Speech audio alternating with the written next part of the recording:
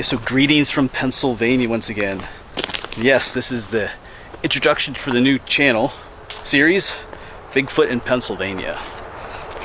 So we'll talk about what that's about in this video.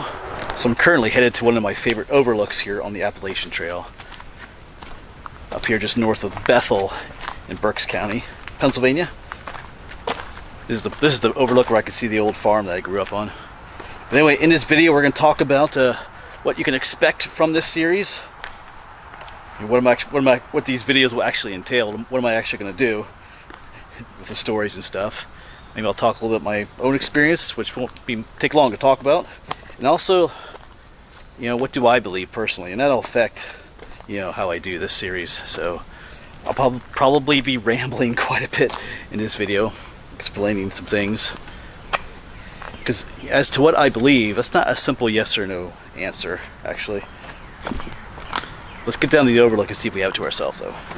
Yeah, so the overlook is just down here. This is through hiker season, the Appalachian Trail. A lot of hikers coming through, hiking the whole trail. There's some up in the parking lot.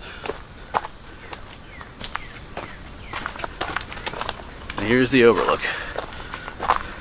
Yeah, quite a bit more graffiti than when I was here last time, but oh well.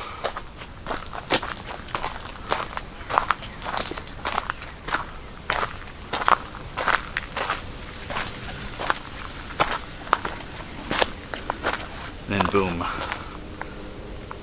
hazy summer day. So what should you expect from this series? Well, the plan is to actually look up Bigfoot stories, experiences that people have had, legends and myths from Pennsylvania, and to, as best as I can, to actually go to that site where the story takes place or someone's experience took place, whether that's from 200 years ago, like a Native American legend, or well, Native American would actually be longer than 200 years ago, or whether it's just something from a couple years ago. I think the first place I'm going to go to is a situation like that where someone was camping over in Michaud State Forest and they had an experience. So the plan is to go as best I can to that location and to tell you the story about what happened, or the legend, or the experience, either on the way there or when we get to that spot. Just kind of, like I said, tell you a story and spend some time there, looking around a little bit, and just I don't know. We'll see what happens when we get to those places. Obviously, like if someone saw footprints like 20 years ago, those footprints aren't going to be there anymore. Things like that, but just to go to that place and to see if we can see anything for ourselves, or I don't know. It'll be a lot of like storytelling too.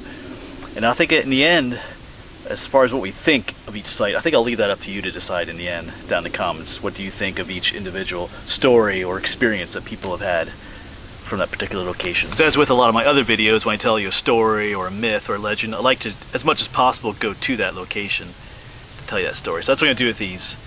I'm trying to find as many, like I said, stories and experiences as I can, and trying to get to that spot.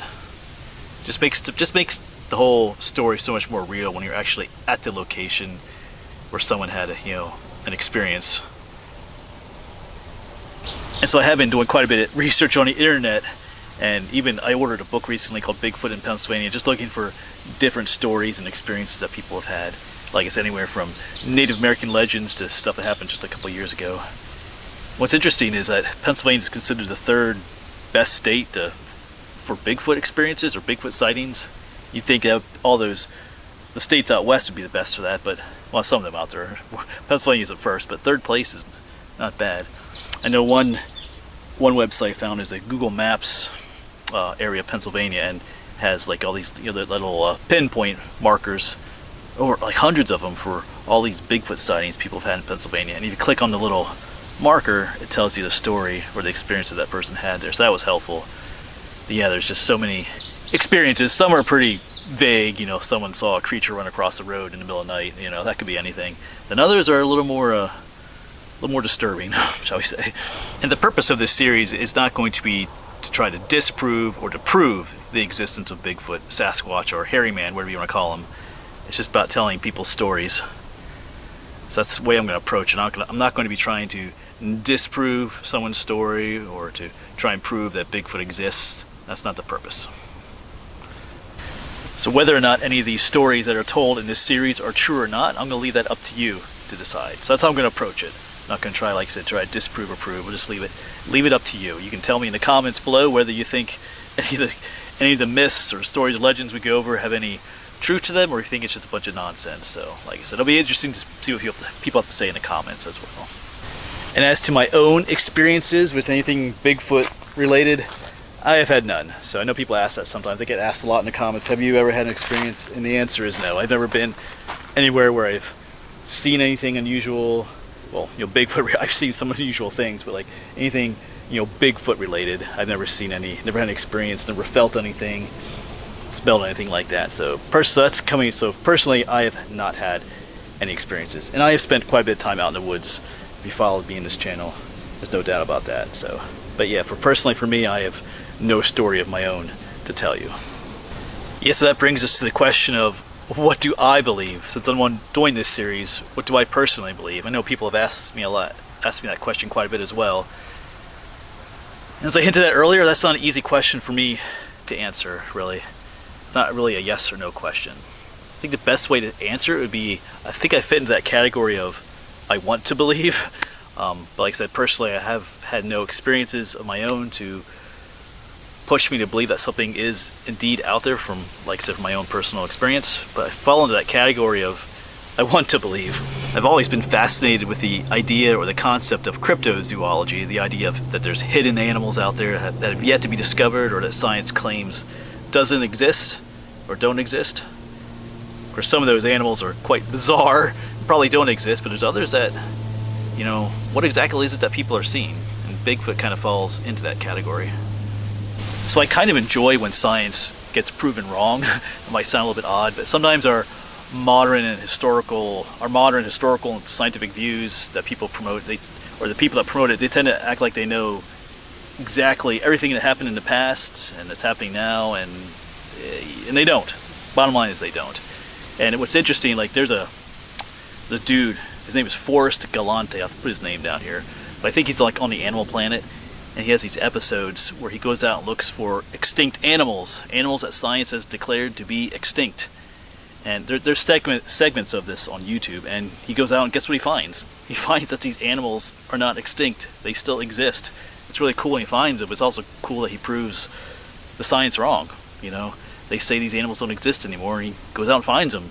So it makes you wonder what else is out there. If extinct animals are not extinct, maybe some of these other like cryptid creatures that people are seeing, or maybe there's some truth to it as well. It's just something interesting to think about.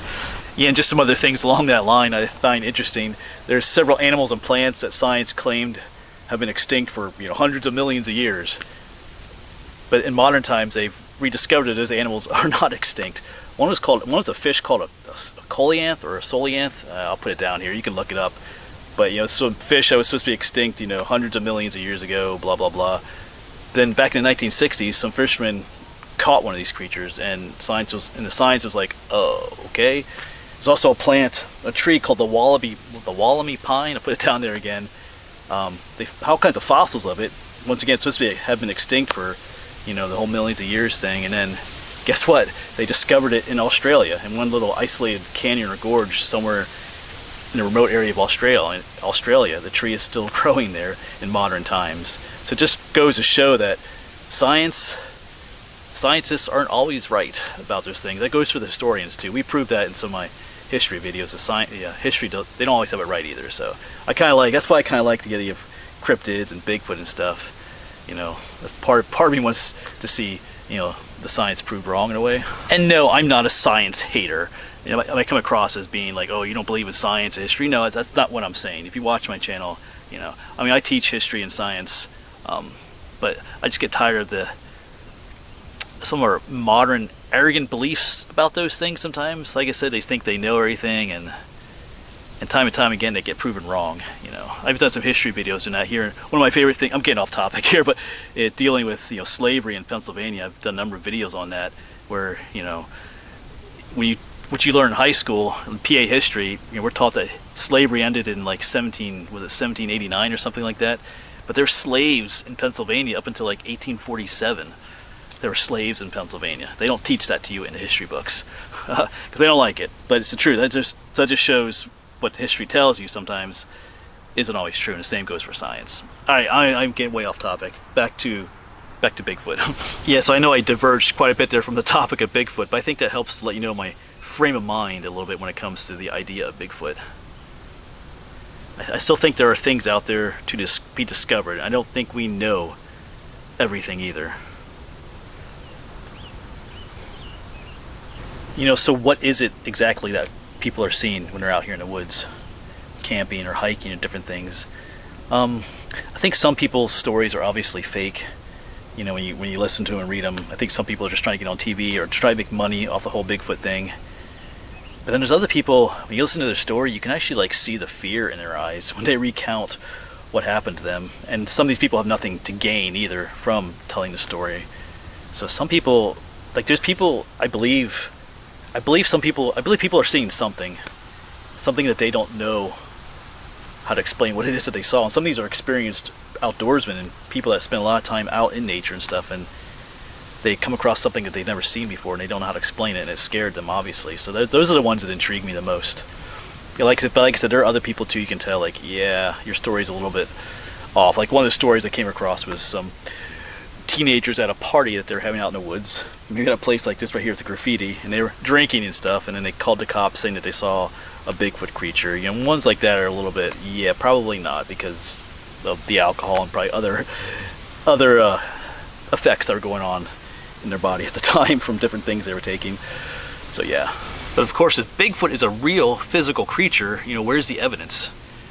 You know, I know people say they find footprints and things like that, but you know, where does he sleep? Where does he live? What does he eat? Wouldn't we see evidence of that? Wouldn't we see Bigfoot droppings, Bigfoot poop out in the woods, or places where Bigfoot slept, or remains of what he ate, things like that? Because that's the way it is with the other animals that you come across in the woods. If you hike a trail, you come across deer poop, bear poop, you know, fox poop. You can see these animals were out here. You can see where the deer bedded down for the night in meadow areas where they slept. You see the remains of, you know, creatures that, you know, wolves or bears fed on, the bones left behind and stuff. But we don't really see, you know, if there's multiple Bigfoots out here like it seems people are saying, where's the physical evidence of it?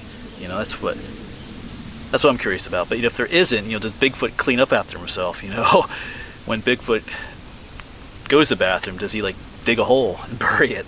I don't know. But that makes, see, the problem is you start getting to the point where Bigfoot is more intelligent than just an animal. You know, we start giving these creatures an intelligence on par or even beyond humans sometimes, according to some people's stories. Like I've heard people say that's why you can't get Bigfoot on like these trail cams, because he can sense the electromagnetic waves coming from the trail cam and stuff like that. And that's kind of placing Bigfoot on another level too.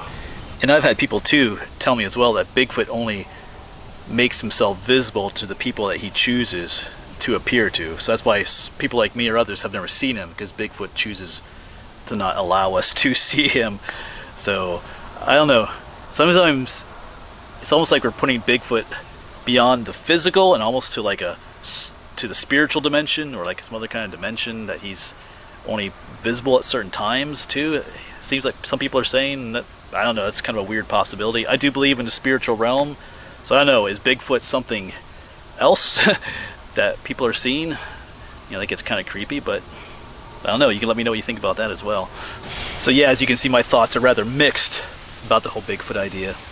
And as I said, you know, I'm not here to disprove or prove it. I'm not going to make fun of people's stories or things like that. I'm not going to try and prove their stories either. And if you have your own story that you'd like to share, you can do so down in the comments. That doesn't necessarily mean I'm going to use it. And if you do want me to use it, you got to tell me where you experienced it, so I can go to that place myself. Because I know I might get some fake stories just because I asked for stories.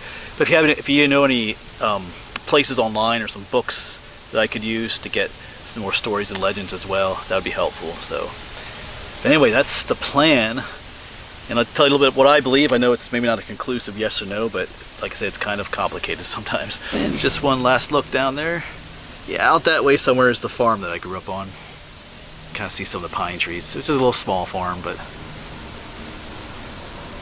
who knows, maybe who knows what's all down these woods. We're up here talking about Bigfoot. You never know. Never know what's out there. Yeah, so maybe there's a Bigfoot listening to me right now, off in the woods, listening to me making this video. But anyway, yeah, I might interject a little bit of humor into these videos a little bit, but it's not a way of, I'm not making fun of anybody. I know years ago I did a kind of a parody on Bigfoot. I made a video. A lot of people got upset about it. I wasn't trying to make fun of people. Actually, it was odd because some people thought I placed like fake evidence out in the woods and made it look like I was following a Bigfoot and I found one, but the evidence was obviously fake. But it was just weird because it was from the exact same video. People took totally different. Like some people thought I was actually trying to be real. Like I was actually trying to come make this evidence as if it was real evidence, and it obviously wasn't. And you know, some people thought I was just making a mockery of people that had Bigfoot encounters. I wasn't doing that either. Just kind of having a little fun with the video. But unfortunately, a lot of people took it the wrong way. So, but you know, every once in a while, I might interject a little bit of humor sometimes in these videos. That's kind of the way I am. So I feel like if you can't have a little bit of humor about what you believe or what you're doing, then I don't know, maybe you're just a little bit too serious about things sometimes. Anyway. Alright, but I think I've said everything I need to say for this video, because I'll probably remember something on the way home that I wanted to say. That's the way it is sometimes. So yeah, I already have the first spot picked out where we're going to go, the story I'm going to tell. It is a place in Michaud State Forest, a place known as Brown Rocks, where someone was camping and had a kind of a creepy experience. So in the next video in this series, that is where I will see you. Alright, so thanks for coming along, and like I said, you can share your own stories down below or other information for me as well that could be used for this series. So anyway, I'll see you on the next one, hopefully over at Michaud State Forest, or in whatever other video I make. Alright, thanks.